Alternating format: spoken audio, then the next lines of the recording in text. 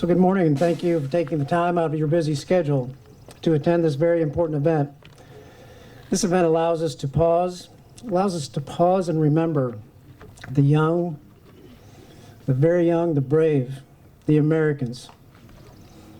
It was Illinois' sons and daughters. They gave so much, they gave everything so long ago. My name is John Kerrigan, and I've been afforded an honor, a real honor, of being the president of the World War II Illinois Veterans Memorial Board for the last nearly 18 years. My father was a World War II veteran, and my mother a French civilian. She was a prisoner of war, serving in a labor camp in Wildflecken, Germany. We have a full schedule today, so I will keep my remarks brief. The World War II Veterans Memorial Board has worked tirelessly. They've worked tirelessly ensuring America will not forget. They won't forget this day and others like it.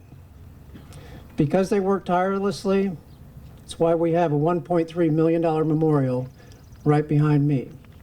So anybody that was ever on our board or is currently on our board, could you either please stand or raise your hand?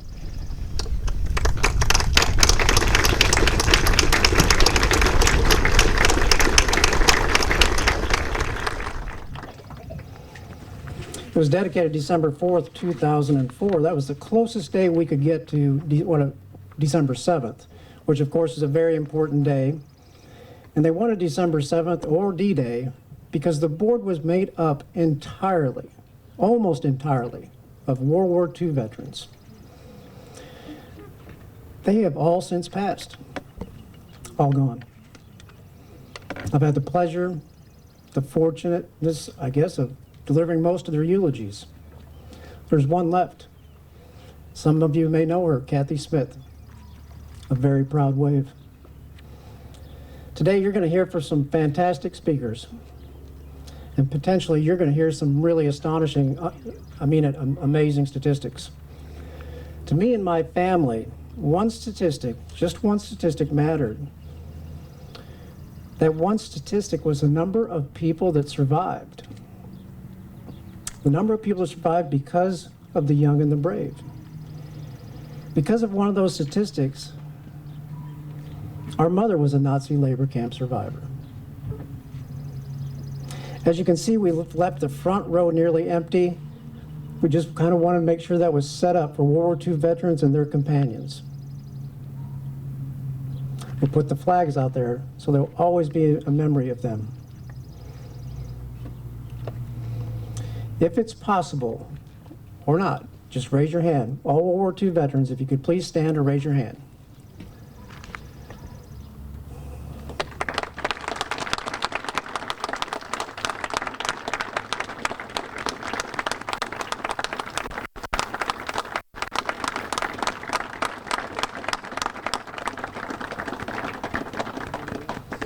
For those of you that don't know Jerry with the jacket on there, he plays tennis on Saturdays and then comes to our meetings. For those World War II veterans that are here, and even those that aren't, I want to say to you still, I want to say to you again, as I've said for 18 years, I want to say thank you. I want to say thank you for stepping out of that landing craft and onto those beaches, for jumping out of those planes and parachuting in, for moving across the sand and moving across the territory. I know because you've told me. I know because you've told me.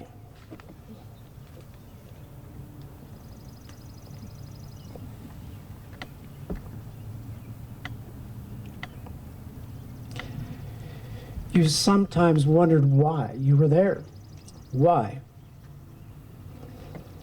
And I told you that you were there for her. I told you you were there for her and millions just like her. You were there to deliver freedom. You were there to ensure there were survivors. And that is exactly what you did. Because of you, it's not just America. It is not just America that lives in freedom. It is a large part of our globe. Thank you very much.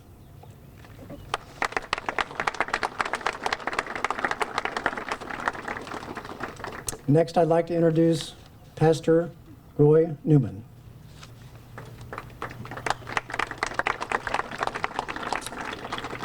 Can we pause and bow our hearts together? Lord, thank you for freedom. Thank you for the men and women who served and who made things happen, that we are enjoying the moments that we enjoy at this moment, at this time. Thank you that we are not forgetting those who served and the families who sacrificed for us. Many of us weren't even conceived, and yet we're grateful for the benefits and the privileges that we can now enjoy. We're grateful for this body and those who organize this event, and those who are coming together to reflect, to commemorate, to say thank you to those who 75 years ago made many sacrifices and committed to serve to benefit this country and other countries. And so as we reflect, as we celebrate freedom, as we say thank you to those who served, we thank you for your presence. We thank you for providing. We thank you for meeting every need. Guide us through this time together, and let us never forget the sacrifice, the privileges, the benefits that we now enjoy. To you be the glory. Amen.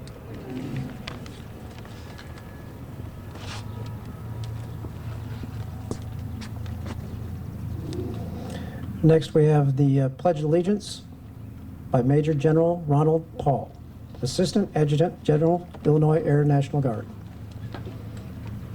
Thank you. Please stand. I pledge allegiance to the flag of the United States of America and to the republic for which it stands, one nation, under God, indivisible, with liberty and justice for all. Thank you.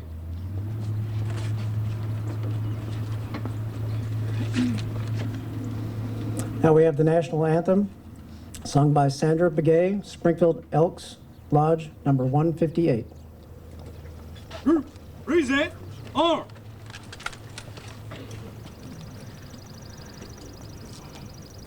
Oh, say, can you see by the dawn's early light what so proudly we hailed at the twilight's last gleaming, whose broad stripes and bright stars through the perilous fight o'er the ramparts we watched were so gallantly streaming, and the rocket's red glare, the bombs bursting in air, gave proof through the night that our flag was still there.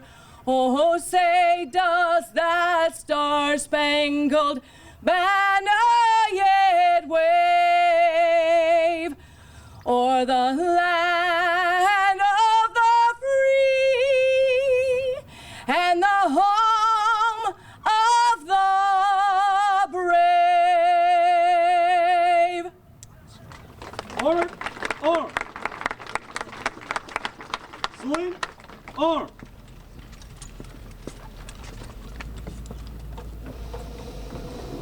Now we have opening remarks by Deputy Mayor Bonnie Drew.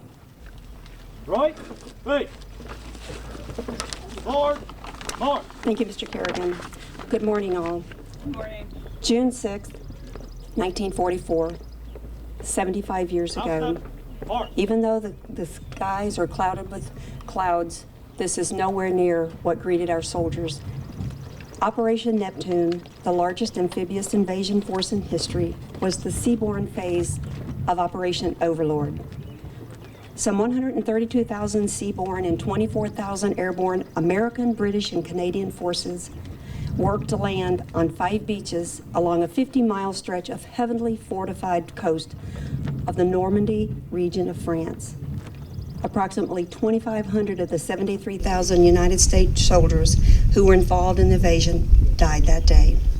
4 of my uncles were involved in World War II.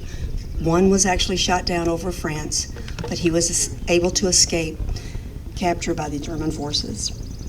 These young soldiers left their homes, their families, and their lives as they knew them to defend against aggression and to fight for freedom for all. These were the men and women of our greatest generation. Our debt of gratitude can never be repaid, especially to those that lost their lives. And to our allies and friends that fought alongside us, that friendship should always be remembered and honored. As we gather today to remember those that lost their lives and to honor all of those that fought, let us also remember our men and women who defend us today and continue to fight for the freedoms that are so dear to us. And we must remember to not take those freedoms for granted. A price has been paid and continues to be paid. Let freedom ring.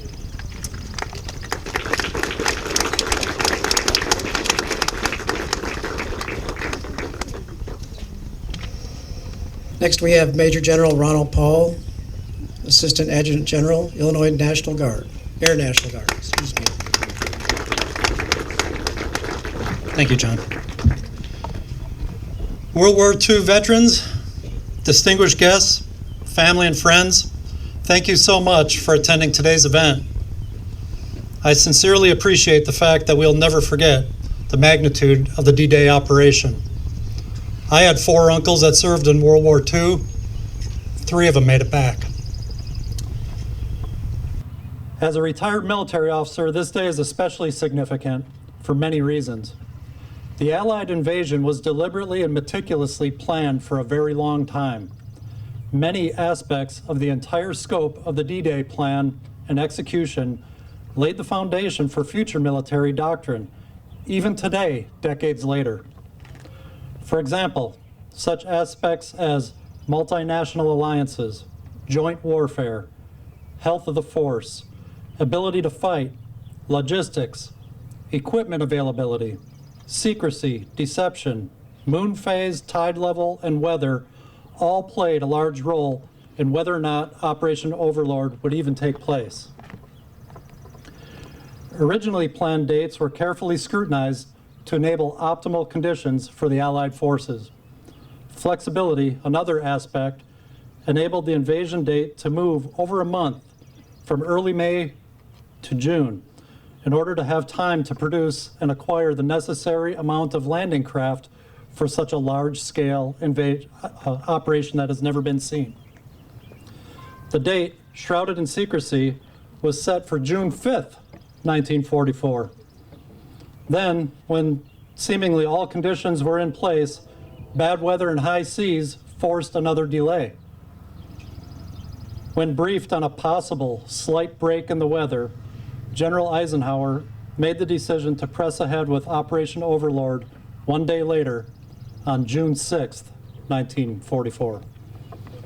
On June 6th, there was a slight break, but conditions were not optimal. The bombers on their initial run to take out the coastal fortifications were hampered by low clouds, making this even more risky. But because of the tenuous weather, the Germans didn't expect the Allies to execute that day. So confident the Allied operation would not happen that day, German Field Marshal Rommel reportedly left his headquarters to go home and visit his family. Due to tight security, the exact location of the invasion was also unknown. Although the Allies somewhat caught the Germans off guard, it was a violent, intense, and costly fight. That day, thousands of troops crossed the English Channel, along with over 5,000 naval vessels and over 1,200 aircraft. Both sides sustained heavy casualties, but the Allied success was a tipping point in the war. By the end of August 1944, the Allies had over 2 million troops in France, paving the way toward victory in Europe. Today's military officers have learned a great deal from the June 6th operation. Although we've made immense strides in technology in the past 75 years, we still apply many of the basic principles used back in 1944 during our current planning efforts. We also learned that there is strength in numbers and cohesion. Although there definitely were differences in opinion, the multinational Allied force came together to form a team focused on success. The U.S. military components also worked jointly to achieve unprecedented results. Today, we still build and maintain partnerships, and we emphasize the importance of joint operations. Finally, and most importantly, we learn from all of those who were a part of this operation. Not only do we owe our utmost gratitude and respect for those who fought that day and in that war, but also we must never, ever forget those who paid the ultimate sacrifice and lost their lives to ensure our freedom. Their brave, heroic, and selfless efforts directly enabled us to be here today. In closing, as a retired military officer, I'm deeply grateful for all of my predecessors' efforts, and I salute the veterans who made it here today. You paved the way to ensure our way of life. Thank you very much.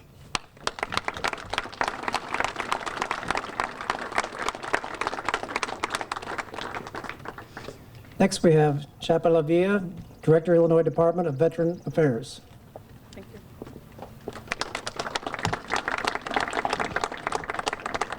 So I was in the Adjutant Corps, so before I give my speech, does anybody need water? There's water over here. I don't want anybody getting sick or falling out, because your health is very important to us, especially our 3 World War II veterans. We are honored, we are here today to commemorate the 75th anniversary of D-Day, when on June the 6th, 1944, more than 156,000 Allied troops landed on the cold, fortified shores of Normandy. My uncle was one of them. We just lost him recently in this last year.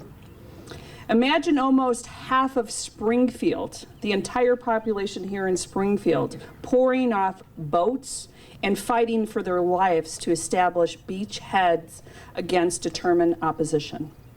Half of Springfield. When we talk about D-Day 75 years later, we don't always get it right. Movies, video games, and popular culture have glorified a narrative that can overlook some of those lessons.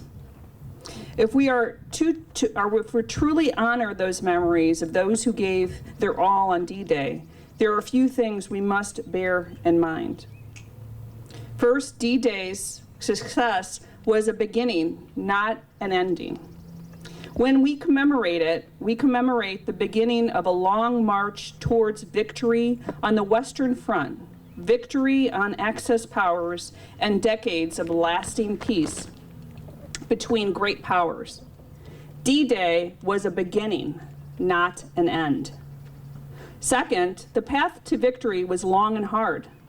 The hard-scrabbled soldiers who fought through water, rocks, and sand into Germany's strongpoints knew that their plan would take time to work.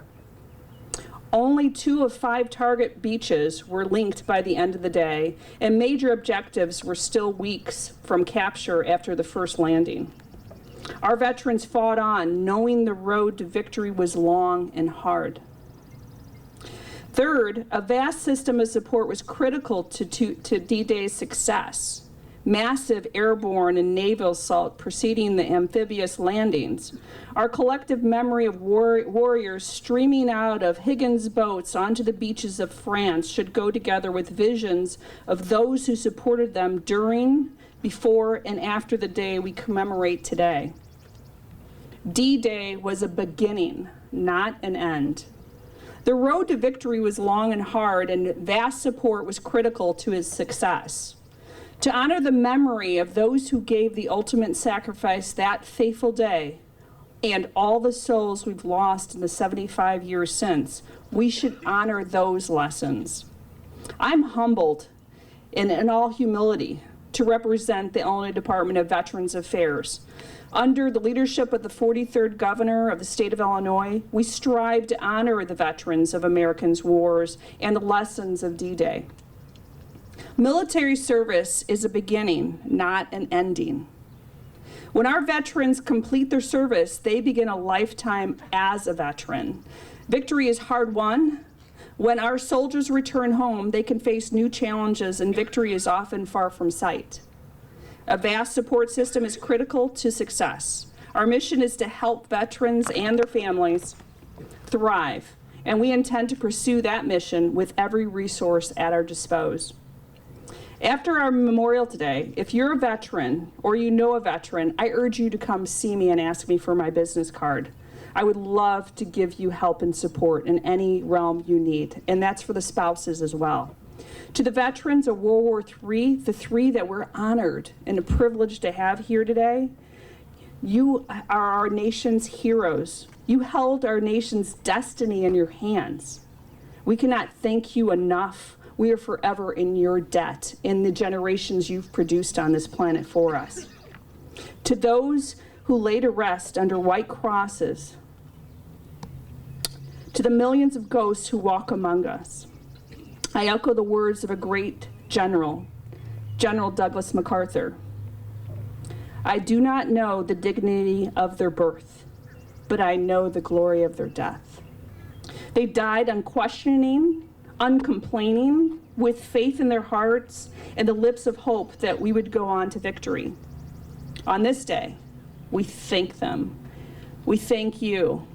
God bless you, each and every one of you. God bless the United States of America. Thank you.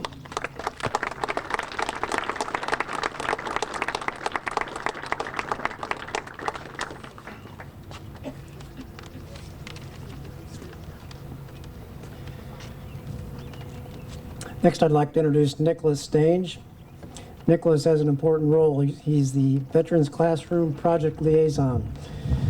In an further effort to ensure we don't let America forget our World War II veterans, we put a $250,000 in what's called the Illinois Classroom Project. Through that, we have 700 stories that are saved in the Library of Congress. Vicki, who's walking up the wall here, had a lot to do with that, and of course, Nicholas. I introduce Nicholas Stange.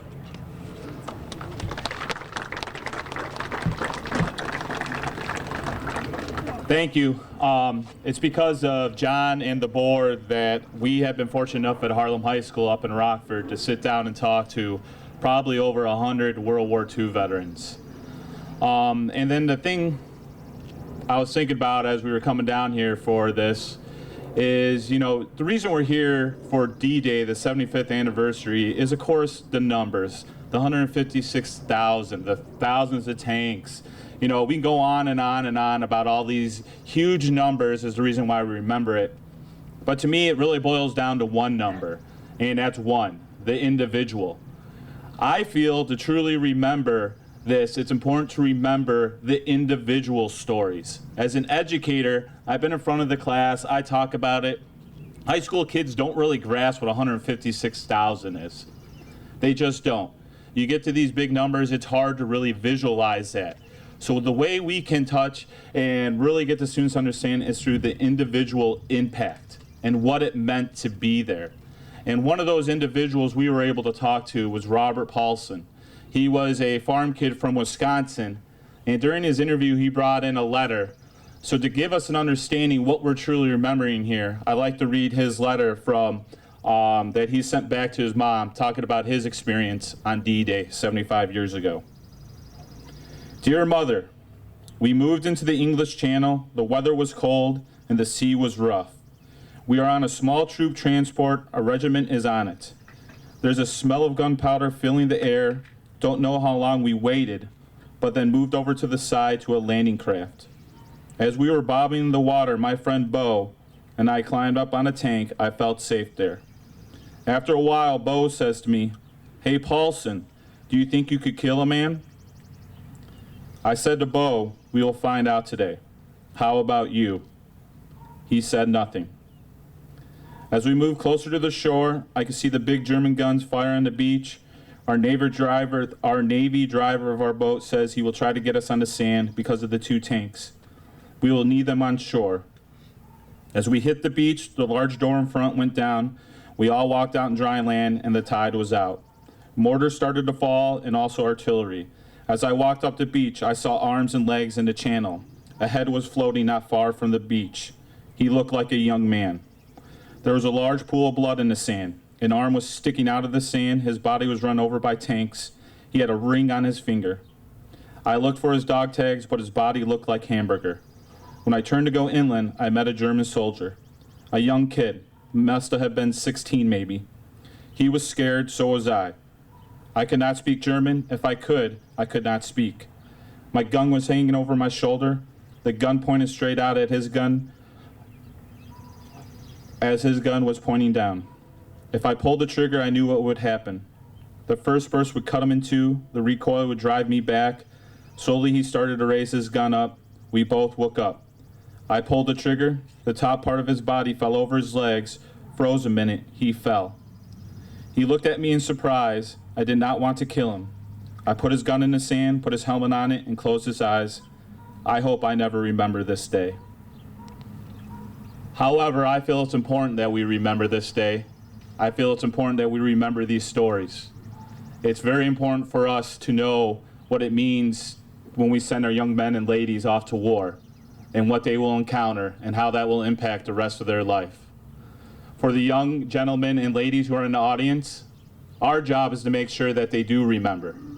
It's our job to, when it comes to D-Day, when it comes to Pearl Harbor, that we find the individuals that were there. We find their letters, we sit down and we talk to them so we truly understand and we get what we are remembering. It's just not a bunch of numbers and statistics. It's about individual stories of young men and ladies who were brave enough and do what needed to be done so we can live the life that we live. So all the veterans in the audience, and especially the World War II veterans, I thank you. I thank you for everything that you've done, and I will continue to work as hard as I possibly can with high school students to preserve your memories. So thank you very much.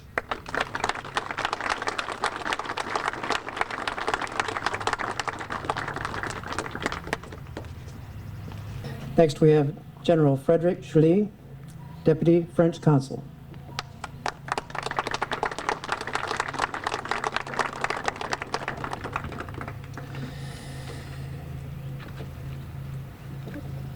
The 75th anniversary of the D-Day landings and the Battle of Normandy is of exceptional significance for all of us. Today, our president stood together at the American Cemetery in Colville-sur-Mer to pay tribute to all the American soldiers who took part in the Normandy battles. Today, we are commemorating an unprecedented engagement for freedom and democracy. We are also celebrating a turning point in history in the fight against fascism, and we are remembering the sacrifice of a generation of young people. It is on the shores of Normandy in the early hours of June 6, 1944, at Omaha, Utah, Juneau, Gold, and Sword, where the road to victory started. Hundreds of thousands of young soldiers, airmen, and sailors engaged into the common goal of restoring peace and justice to a continent. They came from the United States and a dozen of other countries. They left behind their loved ones to change the course of the history of humanity. They gathered all their strengths, swallowed their fears, and jumped into hell to fight the enemy. We are united today to honor the men and the women of the greatest generation who gave their life to free my country, France, and Europe. For us, the French people, they are and will always remain heroes. As history was unfolding in Normandy, let's never forget the pain of all the families who waited for their sons to return, but never saw them again. Finally, On this important day, we pay tribute to the resolve of the men and women of France who refused to kneel before tyranny. They fought until the end alongside the Allied troops or in the shadow of the war. We will always be grateful for the sacrifice of our American friends. The friendship between our two countries is our bond, like the common universal message of freedom we share. You help us remain an independent country, just like a century and a half before France helped you win your independence. Each time we needed to defend freedom and democracy, France and the United States have always stood together. Our friendship must remain strong in today's world of conflicts and new threats. D-Day is a force in our history. It brought solidarity between the people. D-Day built the path to a united and peaceful Europe. France will never forget what it owes America, and D-Day will always remain in our memory. Thank you. Merci.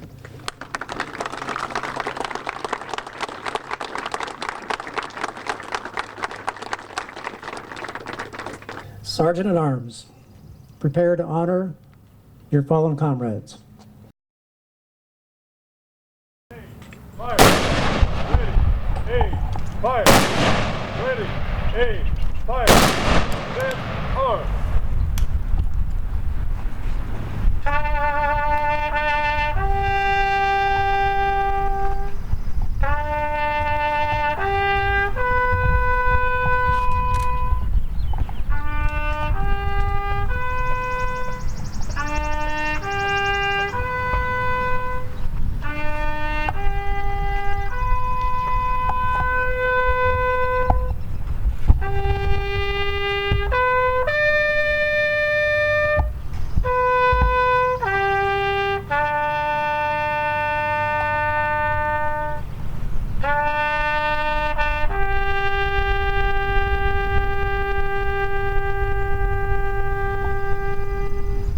Order, arm.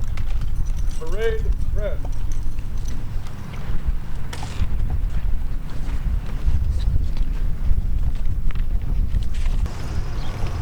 Now I'd like to introduce Pastor Newman for the benediction. Let us bow our hearts.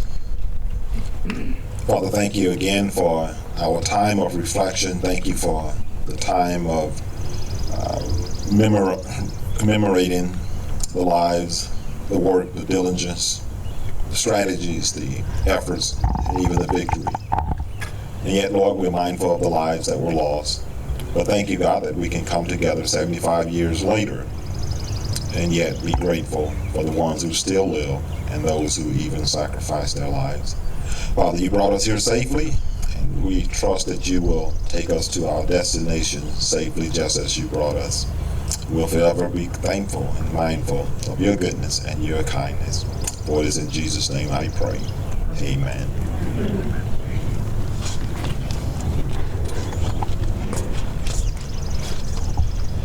Ladies and gentlemen, this concludes the 75th anniversary of D-Day. Thank you so much for coming out. Thank you for never forgetting.